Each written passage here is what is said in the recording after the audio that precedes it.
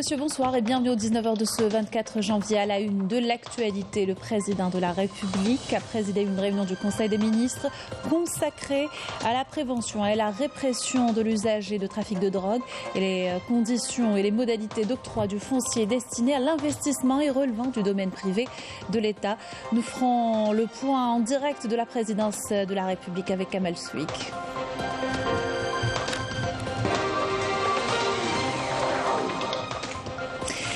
Le président de la République a reçu la secrétaire d'État américaine adjointe chargée des organisations internationales, Michelle Sisson.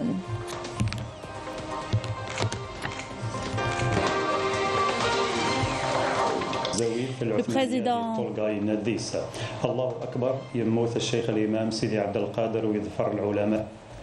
président de la République adresse un message de condoléances à la famille du défunt, Imam Sidi Abdelkader Othmani, cheikh de la Zawiya Othmania Tolga.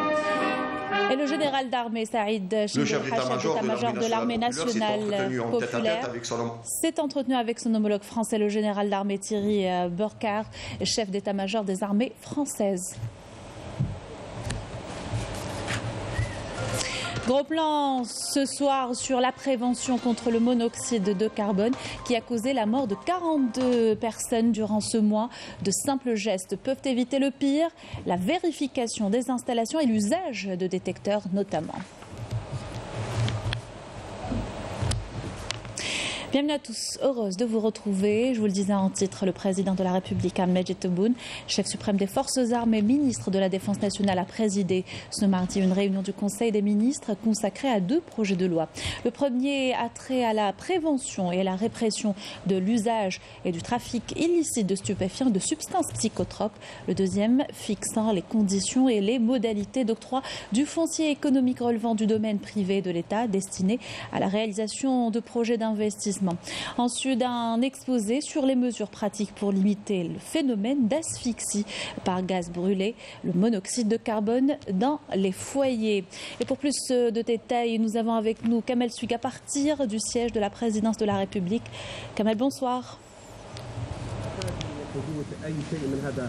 Bonsoir Sabrina, bonsoir à toutes et à tous. Le président de la République, Abdelmajid Tebboune, a présidé ce Conseil des ministres. Il a abordé un projet de loi important sur le développement de notre économie nationale, revoir de fond en comble l'attribution du foncier industriel. Le président de la République a demandé de revoir le contenu de ce projet de loi afin d'abord que la liberté d'investir soit respectée. Sur ce point, le chef de l'État a insisté sur un point très important, respecter la spécialisation et les domaines de prédilection des investisseurs afin que les erreurs du passé ne soient pas reproduites aujourd'hui. Afin de mener à bien ce projet de loi, le président de la République a exigé de s'appuyer davantage sur la numérisation. Le guichet unique, a insisté le chef de l'État, est à même de faciliter ce travail qui est structurant pour notre économie nationale. L'équité à travers le territoire national, un autre point important sur lequel le président de la République a insisté afin d'assurer un développement certain à travers le territoire national. Le projet de loi de prévention contre la drogue et les psychotropes et la lutte contre ce fléau et contre sa commercialisation. Ce projet de loi a été adopté aujourd'hui afin de permettre de faire de la pédagogie mais aussi de sévir contre ceux qui menacent l'intégrité morale et physique de nos enfants. Un autre projet de loi important a été discuté, prévenir davantage, et on vient de le voir, et nous allons le voir sur ce reportage justement, les fuites de monoxyde de carbone qui causent des drames, qui menacent les familles et qui causent des drames à travers le territoire national. Dans ce sens, le président de la République a été à la fois clair est très strict. Il a ordonné une campagne nationale de prévention. À partir d'aujourd'hui, Sonalgaz est chargé d'équiper les foyers algériens de systèmes alarmes sonores et visuels afin de prévenir ces drames.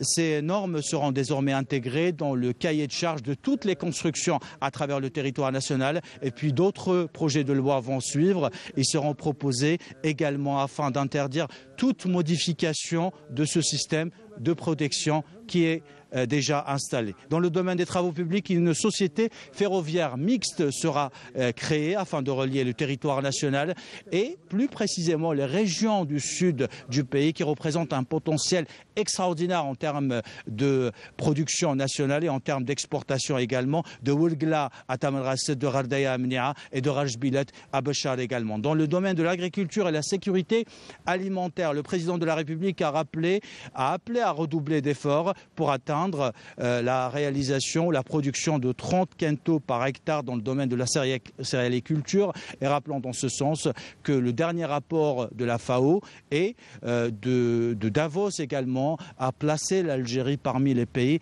les plus sûrs justement en matière de sécurité alimentaire ces dernières années.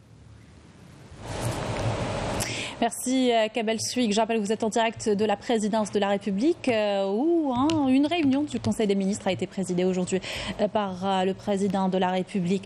Le chef de l'État qui a reçu également la secrétaire d'État adjointe américaine en charge des organisations internationales, Michelle Sisson.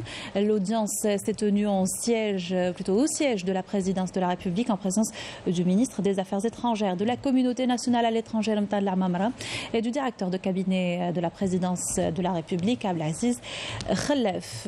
Je vous invite à écouter Michelle Sisson. I am delighted to be here in Algeria on my first trip. Je suis ravie de me trouver ici en Algérie pour mon premier déplacement lors duquel j'ai eu l'honneur de rencontrer le président Abdelmadjid Tebboune. Je voudrais avant tout présenter mes condoléances pour le décès des 3 éléments de l'armée populaire algérienne dans le crash d'un hélicoptère hier et exprimer ma sympathie et ma compassion à leurs familles. Durant ma visite à Alger cette semaine, j'ai également eu l'honneur de rencontrer le ministre des Affaires étrangères algérien et son équipe, le président du Conseil algérien des droits de l'homme, des responsables du ministère de l'Intérieur, des membres de la société civile et bien sûr l'équipe de direction des Nations Unies ici à Alger. Ma visite cette semaine a été une opportunité pour renforcer et élargir notre coopération multilatérale avec l'Algérie. Elle m'a permis également de mieux cerner les priorités de l'Algérie au sein du réseau onusien, y compris au sein du Conseil des droits de l'homme, étant donné que l'Algérie et les États-Unis sont des membres élus au sein du Conseil des droits de l'homme à Genève. Donc, durant mes meetings, j'ai compris l'importance pour tous les États membres de défendre la Charte onusienne des droits de l'homme et de soutenir la Déclaration universelle des droits de l'homme. Nous aspirons à travailler avec le gouvernement et la société civile algérien durant le prochain mandat de l'Algérie au Conseil des droits de l'homme à Genève. Enfin, je tiens à saluer l'accueil chaleureux dont j'ai bénéficié ici à Alger lors de ma visite. I have had here in Algiers during the visit. Le président de la République adresse un message de condoléances à la famille du défunt imam Sidi Abdelkader Othmani, cheikh de la Zawiya Othmaniya de Tolga, dans lequel il a écrit « L'imam Sidi Abdelkader Othmani, un des vaillants fils de Tolga, terre de savoir et de réforme, a été rappelé auprès de son créateur après avoir voué sa vie aux sciences et au savoir et veillé sur l'héritage de son père Cheikh Al-Hajj qui a préservé avec la ferveur des ulama la zawiya de son grand-père Sidi Ali Ben Omar de Tolga. C'est avec une profonde affliction et des cœurs résignés devant la volonté d'Allah que nous avons appris la disparition de cet érudit Soufi Rahmani et l'un des éminents chouyours de la zawiya de Tolga, une destination de tout temps prisée des érudits, des savants et des disciples qui viennent s'abreuver aux sources des sciences, a ajouté le président. En cette douloureuse épreuve, je prie Allah le Tout-Puissant d'entourer le défunt de sa sainte miséricorde et de l'accueillir en son vaste paradis aux côtés de ceux qui l'a comblé de ses bienfaits et de sa grâce éternelle et prêté à sa famille patience et réconfort. À Dieu nous appartenons et à lui nous retournons. Dans l'actualité, le général d'armée Saïd Chengueriha a entamé aujourd'hui son deuxième jour de sa visite officielle en France. Le général d'armée Saïd Chengueriha, chef d'état-major de l'armée nationale populaire, a été reçu par Sébastien Lecornu, ministre des armées françaises. Les détails avec Adel Saadou.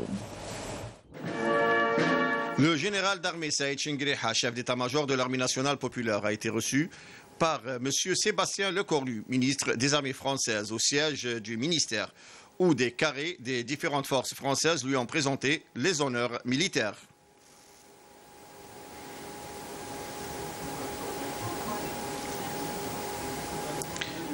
Par la suite, le général d'armée, chef d'état-major de l'armée nationale populaire, a eu une réunion élargie avec le ministre des armées françaises, en présence du général d'armée Thierry Burkhardt, chef d'état-major des armées françaises. Les entretiens ont examiné les moyens permettant le renforcement des relations de coopération militaire et sécuritaire entre les deux pays. La réunion a été sanctionnée par la signature d'une feuille de route conjointe. À l'issue, le général d'armée Saïd Chingriha, chef d'état-major de l'armée nationale populaire, a signé le livre d'or du ministère des armées françaises. Toujours en France, le général d'armée Saïd Chingriha, chef d'état-major de l'armée nationale populaire, s'est entretenu avec le général d'armée Thierry Burkhardt, chef d'état-major des armées françaises. La rencontre a eu lieu à l'école militaire à Paris. Zakaria Mouhoubia, Adel Saadoun. Le général d'armée Saïd Chingriha, chef d'état-major de l'armée nationale populaire, a été reçu par le général d'armée Thierry Burkhardt, chef d'état-major des armées françaises, à l'école militaire à Paris, où une formation de l'armée française lui a présenté les honneurs.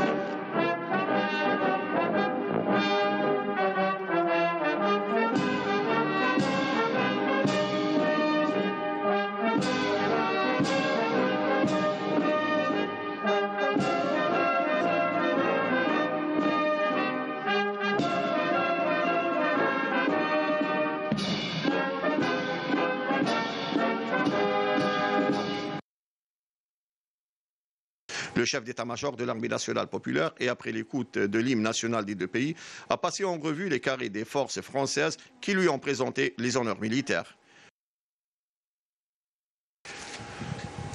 Le chef d'état-major de l'armée nationale populaire s'est entretenu en tête-à-tête avec son homologue français, où ils ont examiné les moyens permettant le renforcement des relations de coopération militaire et sécuritaire entre les deux pays, avant que les discussions ne soient élargies aux membres des délégations des deux pays. Et au niveau du centre médico-chirurgical régional de la première région militaire en Algérie, le commandant des forces aériennes et le commandant de la première région militaire en présence de cadres du commandement des forces aériennes et de la première région militaire ont porté un dernier regard et rendu un dernier hommage au martyr du devoir national, le colonel Mourad Menari.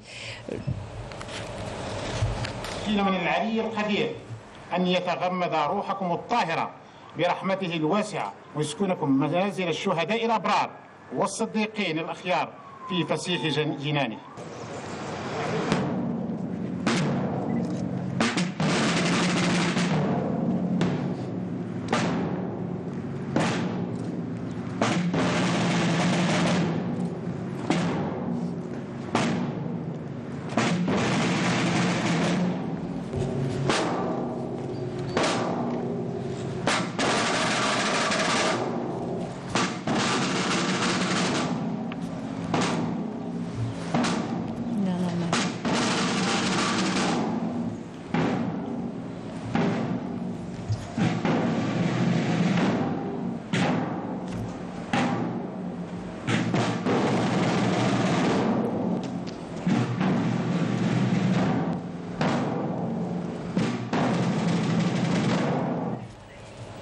Donc un dernier regard a été porté au martyr du devoir national, le colonel Mourad Menari, le commandant Moussa Mohamed Dahmani et le sergent contractuel Oussama Chebour, qui ont perdu la vie suite au crash d'un hélicoptère survenu aux environs de la localité d'El Attaf dans la wilaya de Ain Defla avant d'envoyer les dépouilles vers leur wilaya d'origine.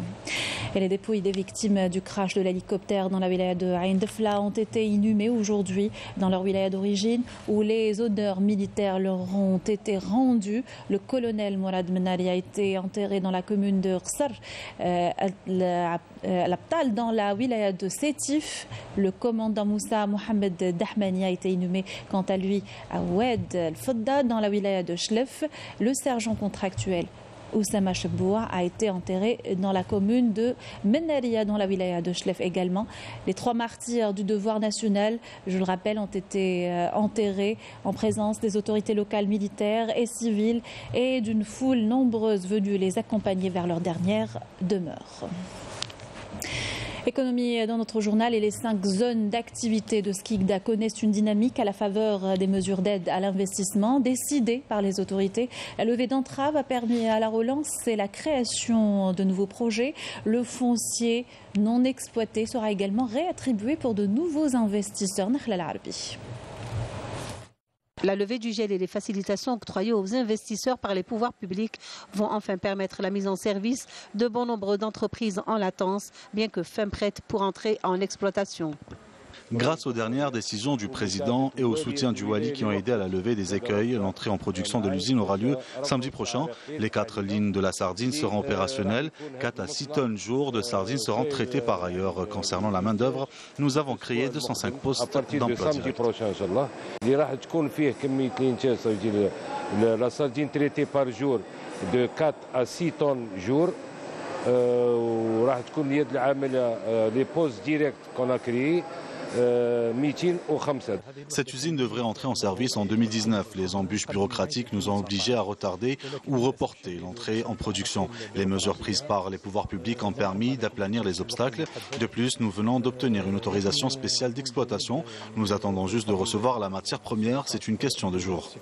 5 zones d'activité sont actuellement en cours de réaménagement. L'idée est que toutes les conditions soient réunies pour encourager l'investissement.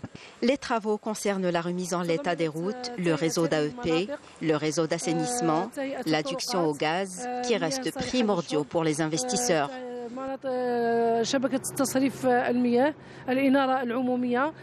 شبكة الغاز بالإضافة إلى تهيئة الطرقات والتي يعني تعتبر عامل جد مهم لهؤلاء المستثمرين للانطلاق في نشاطهم. Le foncier industriel non exploité, voire les assiettes dont les propriétaires ne se sont pas conformés au cahier des charges, ont été redistribués à des porteurs de projets et à des start-upers. Nous avons pu récupérer 73 hectares ajoutés aux 67 hectares qui n'ont jusque-là pas été attribués. Il faut dire qu'il s'agit d'une importante réserve foncière de quelques 140 hectares dont dispose la wilaya de Skikda et qui est destinée à l'investissement. La wilaya vient par ailleurs de bénéficier de 2 zones industrielles réservées aux petites activités qui devraient être aménagées sous peu. Nous sommes en pleine période hivernale et l'arrivée du froid est malheureusement synonyme de l'augmentation des intoxications au monoxyde de carbone. 42 décès enregistrés durant ce mois. Pourtant, une simple vérification de l'installation ou encore l'utilisation de détecteurs pourrait éviter des drames. C'est le reportage de Majda Jahmoun. Nous y reviendrons dans quelques instants, mais nous allons aborder actuellement la coopération africaine. L'Algérie prend part à la 40e édition de la foire internationale de Khartoum au Soudan jusqu'au 31 janvier courant. Le pavillon national regroupe 38 sociétés dans divers secteurs, les matériaux de construction, le bâtiment, l'agroalimentaire, l'agriculture, la mécanique, la pharmacie, le textile et le cuir, l'énergie ou encore la chimie et les services seront entre autres présents. Il s'agit de l'expression d'une volonté politique de développer des partenariats fructueux au Soudan et de faire connaître la diversité de l'offre algérienne. Et pas moins de 20 activités étaient présentes à la foire de la production algérienne à Nouakchott qui s'est terminée ce mardi. 166 entreprises algériennes publiques et privées ayant représenté les produits locaux susceptibles d'intéresser le marché mauritanien. Cette manifestation économique a été une opportunité pour rapprocher les vues et donner un véritable élan au partenariat et la coopération bilatérale.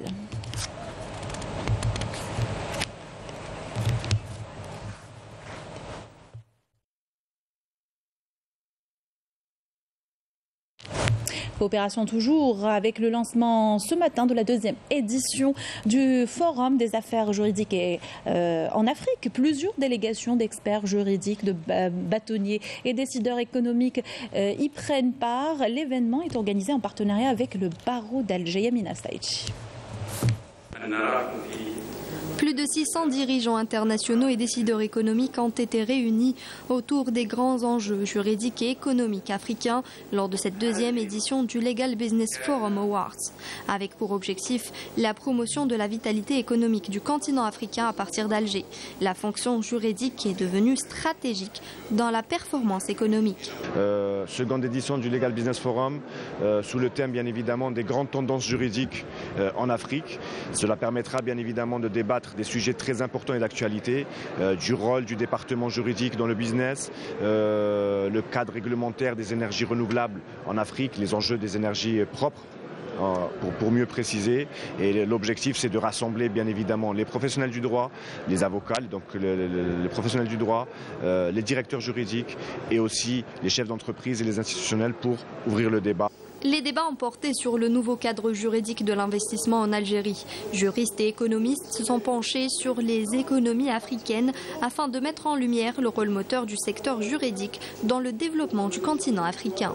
C'est une collaboration entre une start-up qui a vu le jour et qui s'est spécialisée dans beaucoup plus la jurisprudence et le barreau d'Alger, cette association, ce partenariat qui a été réalisé afin de sensibiliser la communauté juridique, que ce soit des juristes, que ce soit des avocats, des notaires, pour accompagner des entreprises algériennes, que ce soit des entreprises publiques ou privées, afin de les accompagner dans le but de ce développement économique que vit l'Algérie. Je viens ici pour essayer de voir c'est quoi le développement sur le plan légal, pour essayer de développement de ce domaine d'agriculture, de business, de plans d'économie et aussi les relations avec des pays Algérie et des autres pays africains. Surtout je viens du Nigeria, donc je veux essayer de voir quel type de droit ou bien de légal qui est mis en place en Algérie pour essayer de faciliter ce type de business ou bien d'économie entre des pays africains ici.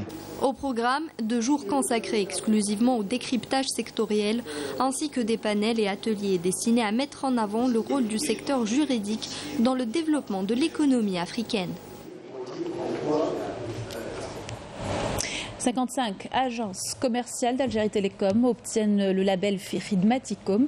Elles viennent s'ajouter à 5 agences déjà labellisées en juillet dernier, en plus du centre d'appel d'Alger, dispensé par l'Institut algérien de normalisation. Cette labellisation est un gage de la qualité d'accueil des clients. L'attribution a eu lieu ce matin lors d'une cérémonie au siège de l'entreprise qui s'est déroulée en présence du PDG de Lianor et le PDG d'Algérie Télécom. Je vous invite à écouter Adel Bentoumi, il s'exprime au micro de Bader Amari. Nous avons le plaisir aujourd'hui d'avoir eu la possibilité d'être certifié avec le label Khidmatikom pour 55 agences au niveau de notre réseau commercial. Ce certificat a été transmis par l'Institut Lianor et ce nombre d'agences représente 25% de notre réseau commercial. Et ce programme s'inscrit dans la stratégie de l'entreprise où on met le client dans le centre de nos intérêts. Cette labellisation consiste dans le respect de 14 exigences de qualité dans le domaine de l'accueil et la prise en charge des clients au niveau de nos agences. À l'étranger, l'affaire de corruption au Parlement européen s'enlise de plus en plus et s'étend au plus haut niveau de l'État marocain. Selon les nouvelles révélations du journal allemand Der Spiegel, des accointances entre le chef des renseignements du Marzen et des eurodéputés corrompus sont mises en avant. L'affaire est toujours en cours au parquet belge. Yannis Saïd Belkacem.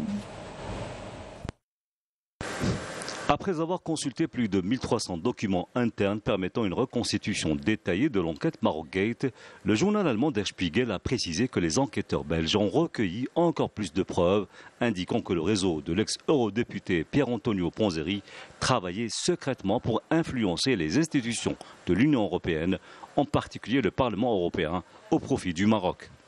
Der Spiegel souligne également que Yassine Mansouri, le chef des services de renseignement marocains, aurait été directement impliqué dans la tentative d'influencer les parlementaires européens. L'eurodéputé Andrea Cozzolino ferait également partie du réseau de Ponzeri. Si l'implication de Yassine Mansouri est fondée, cela signifierait que les tentacules du scandale s'étendraient au plus haut niveau du Marzen. Les journalistes du Spiegel révèlent que Mansouri était l'un des enfants triés sur le volet, choisis pour fréquenter le collège royal avec Mohamed VI. Les signataires de l'article rappelant également que le gouvernement de Rabat était apparemment prêt à user de sournoiserie pour défendre ses intérêts à Bruxelles et que cela n'était pas sans raison.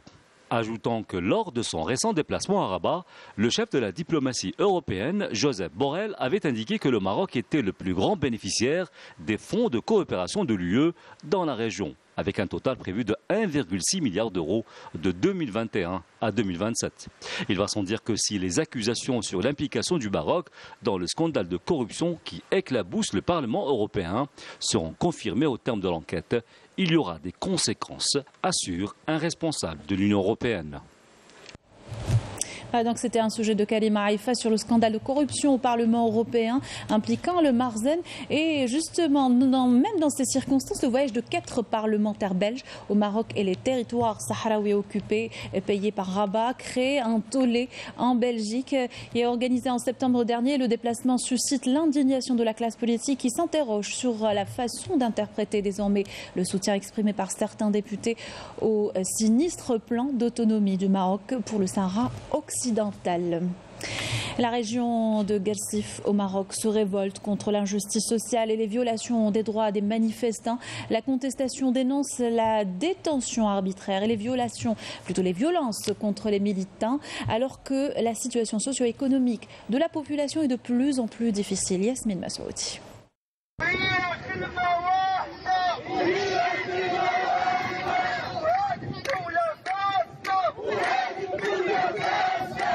Depuis plus d'une année, les tensions politiques et sociales ne cessent de gagner du terrain au Maroc. Révoltés, les habitants de la ville de Guersif demandent aux autorités de libérer les détenus d'opinion, respecter la liberté d'expression et d'assurer un procès équitable aux journalistes emprisonnés. Les manifestants appellent à leur libération provisoire immédiate et exigent la fin du harcèlement de tous les journalistes dans le pays.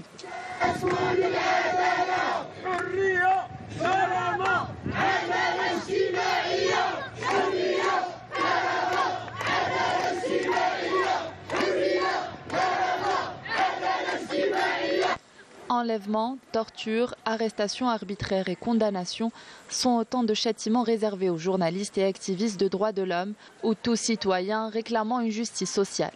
Viennent s'ajouter à cela la dégradation continue du pouvoir d'achat et la cherté des produits de première nécessité, poussant une bonne partie des Marocains dans le gouffre de la précarité sociale. Malgré ces cris de détresse, la situation des Marocains ne cesse de se détériorer. Les manifestants pointent du doigt le Marzen, incapable d'apporter des solutions concrètes pour résorber la crise socio-économique. Quotidiennement, des sit-ins sont organisés dans toutes les villes du pays pour protester contre l'injustice sociale. Pour les Marocains, la rue reste le seul espace pour crier leur ras-le-bol et réclamer un changement radical. Retour dans le pays pour parler de l'événement sportif du moment, le CHAN 2022. Les Verts se préparent pour les quarts de finale face à la Côte d'Ivoire. Pour le compte justement du CHAN 2022, la sélection nationale a repris le chemin des entraînements au Centre technique national de Sidi Moussa. Dernière info des Verts avec Sid Ahmed Bouraïb. C'est un tout autre tournoi qui commence pour les Verts. Les matchs à élimination directe sont connus pour être des confrontations de 90 ou 120 minutes où tout peut basculer à n'importe quel moment pour l'une des deux équipes.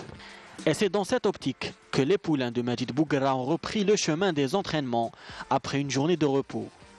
La tâche ne s'annonce pas facile car l'adversaire est connu pour être un ogre du football africain. mais l'occasion est trop grande pour être ratée. Et tous les moyens sont mis à la disposition des joueurs pour réussir ce test. Côté effectif, tous les joueurs ont pris part à la séance de lundi soir, à l'exception du capitaine Ayoub Abdellaoui et Chouaib Debih, qui ont poursuivi le travail avec le préparateur physique, alors que Houssine Deheri, buteur face au Mozambique, est toujours aux soins. Pour la journée de mardi, les joueurs auront droit à un travail spécifique en plus d'une séance vidéo. Le staff technique des Verts ne compte laisser rien au hasard. Algérie-Côte d'Ivoire, ça sera vendredi à 17h au stade Nelson Mandela.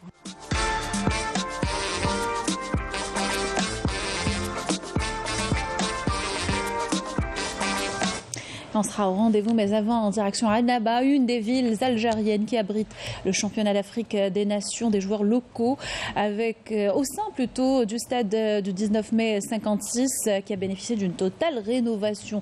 Cette structure sportive est dotée d'une pelouse hybride qui répond à toutes les exigences techniques. Sofiane Mhenni, Sarah Delbel. Le deuxième plus grand stade en Algérie, le stade du 19 mai 56. Un joyau qui s'est offert une seconde vie à la faveur d'une extraordinaire opération d'aménagement. Une enceinte qui contribue à la réussite de ce chan de par son architecture et sa belle pelouse naturelle qui répond à toutes les exigences techniques. Au premier coup d'œil, le gazon paraît artificiel. Mais il est naturel, du moins à 95%. هذا العشب الطبيعي الهجين هو متكون من 5% اصطناعي عشب اصطناعي و5. C'est une pelouse hybride qui est une technologie de pelouse alliant gazon naturel et microfibres synthétiques. Le pourcentage du gazon synthétique est de 5% contre 95% de gazon naturel. أرضية الملعب عطات نجاح كبير و la satisfaction totale par rapport les 6 matchs اللي فاتوا.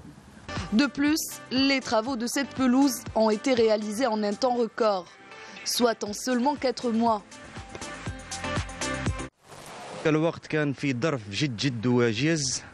C'est en seulement 4 mois qu'on a pu terminer les travaux de cette pelouse et le résultat est là, nous avons réussi.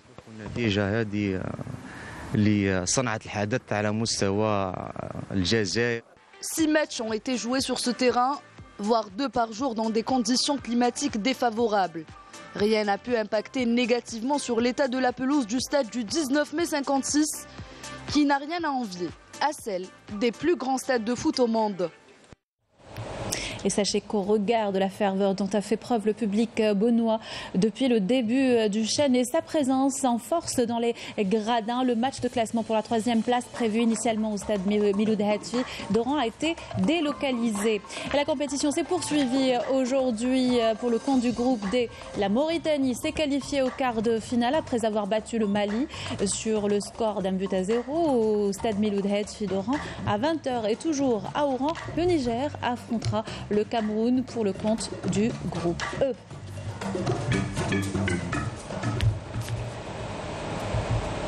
Voilà qui termine notre journal. Merci de l'avoir suivi. Excellente soirée sur Canal Algérie.